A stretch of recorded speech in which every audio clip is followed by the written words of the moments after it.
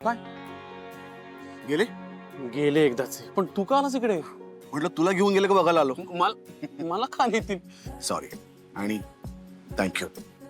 Sorry मला नाही, तिला म्हण, स्वानंदीला. मी सांगत होतो तुला जरा थांब, ती मुलगी जेन्युइन वाटतीये, पोलिसांना बोलवू नकोस, पण नाही, तुला तेच करायचं होतं. अरे कधीतरी ऐक माझं, भलं होईल आयुष्यात. ऐकलंय ना, तिच्या विरुद्धच्या सगळ्या तक्रारी मागे घेतल्यात ना. कमाल या.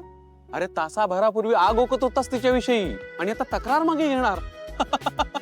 तिने खरंच तुझ्यात काहीतरी जागा केलंय, ते पण लाईट इयर स्पीडने. काय हसतोयस काय? हा? काय परिस्थिती काय, तू हसतोयस?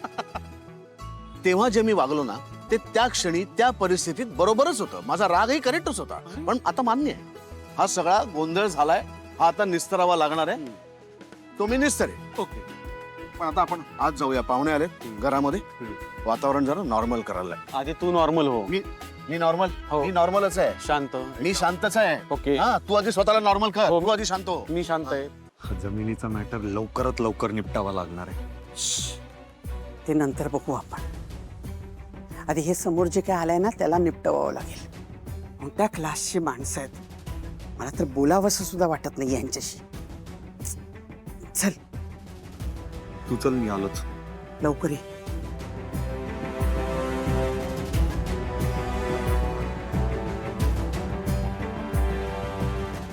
बाकीचे कुठे गेले सगळे?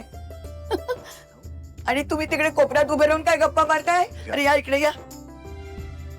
पिंट्या आला का? या या या. हा.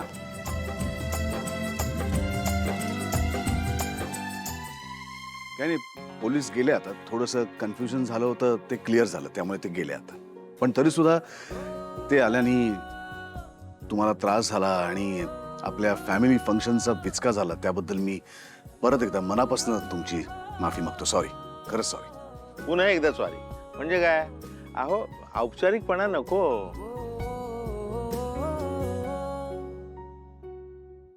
तुमचं मन ना खरंच खूप मोठं आहे.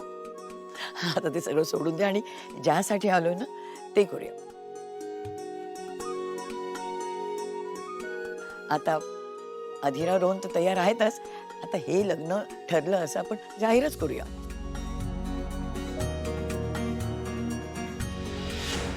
आणि लग्नाची तारीख सुद्धा ठरवूया. म्हणजे शुभ कार्याला उशीर कशाला हो. मी काय म्हणते पिंट्या, आजी थांबा.